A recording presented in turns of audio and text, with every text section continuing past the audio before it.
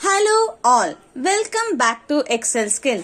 Here I have the data for the sale in the quarter wise and also the sales figure for the 2020, 21 and 22.